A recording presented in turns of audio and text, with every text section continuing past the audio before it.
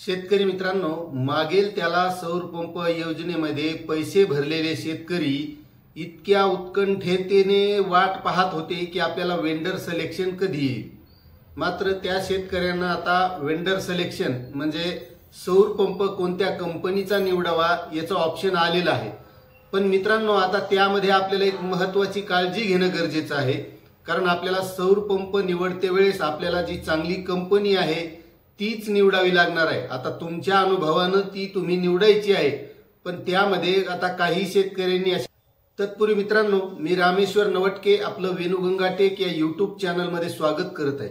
मित्रांनो, तुम्ही जर आपल्या चॅनलवर नवीन असाल तर सर्वात अगोदर आपलं चॅनल सबस्क्राइब करून घ्या, कारण सौर पंपाबाबत असेल, पीक विम्याबाबत असेल, अतिवृष्टी अनुदान असेल, अशी सर्व माहिती जी शेतकऱ्यांच्या फायद्याची आहे अशी माहिती आपण आणण्याचा प्रयत्न करत असतो। तर चला मित्रांनो, व्हिडिओला सुरुवात करूया। तर शेतकरी मित्रांनो, मागेल त्याला सौर पंप योजनेमध्ये इतके असंख्य शेतकऱ्यांनी फॉर्म भरलेले आहेत की प्रत्येक शेतकऱ्याला वाटतं की मला सौर पंप मिळाला पाहिजे, कारण तशी गरजही तशी आहे त्याची। त्याचं कारण असं आहे की लाईन वेळेवर टिकत नाही, आणि लाईन वेळेवर न टिकल्यामुळे नेमका पाणी देण्याचा सीझन हा सर्वच शेतकऱ्यांचा एक सोबत येतो, आणि त्यावेळेस जर लाईन नाही टिकली तर पाणी देता येत नाही, कारण ते पीक वाया जातं। म्हणून महत्त्वाचं असतं की आपल्याला सौर पंप मिळावा हे प्रत्येक शेतकऱ्याला वाटत असतं। म्हणून प्रत्येक शेतकऱ्यानं जवळपास सौर पंपचे अर्ज भरले। आता काही शेतकरी असे आहेत, अर्जही भरला, पेमेंटचंही ऑप्शन आलं, पण त्यांनी पेमेंट केलेलं नाही। आता काही शेतकऱ्यांना असं वाटत असेल किंवा आपण पेमेंट केलं मग पेमेंट वाया जाईल का, किंवा आपल्याकडे तर विजेचं कनेक्शन असेल किंवा विहीरच नाही किंवा 7/12वर नोंद नाही, मग पैसे भरलेले वाया जातील का। मात्र शेतकरी मित्रांनो, कोणत्याच शेतकऱ्यांचे पैसे हे वायाला जाणार नाहीत, कारण एक लक्षात घ्या, अर्ज करते वेळेसच आपल्याकडून पासबुक त्यावर अपलोड करण्याचं सांगितलेलं आहे। जर आपला रिजेक्ट अर्ज झाला तर हे आपल्याला पैसे परतही मिळतील, पण ते कधी मिळतील हे काही सांगता येत नाही। मग त्यामुळे जे शेतकरी एकदम पात्र आहेत, त्यांना स्वतःला वाटतं की सर्व अटी व नियमामध्ये आपण बसतो, अशा शेतकऱ्यांनी पेमेंट करायला काहीच अडचण नाही। आणि त्यामध्येच आता बऱ्याचशा शेतकऱ्यांनी पेमेंट केलं। ज्या ज्या शेतकऱ्यांनी पेमेंट केलेलं आहे त्या शेतकऱ्यांना सौर पंप निवडण्याचं म्हणजे वेंडर सिलेक्शनचं ऑप्शन आलेलं आहे। आता वेंडर सिलेक्शनचं ऑप्शन आल्याच्या नंतर आता हे कसं करणार, तर काही शेतकऱ्यांना SMS आले पण सर्वच शेतकऱ्यांना आलेही नसतील, तर त्या शेतकऱ्यांनी आपलं स्टेटस जाऊन चेक करणं गरजेचं आहे, कारण स्टेटस चेक केल्याशिवाय आपल्यालाही कळणार नाही की आपल्याला वेंडर सिलेक्शनचं ऑप्शन आलंय का नाही, किंवा आपला अर्ज कोणत्या स्थितीमध्ये आहे। जर तुम्हाला वेंडर सिलेक्शन आलं नसेल किंवा बघायचं असेल आपलं स्टेटस काय आहे, तर आपल्या डिस्क्रिप्शन मध्ये लिंक दिलेली आहे, त्या लिंकवर जाऊन आपण स्टेटस चेक करू शकता।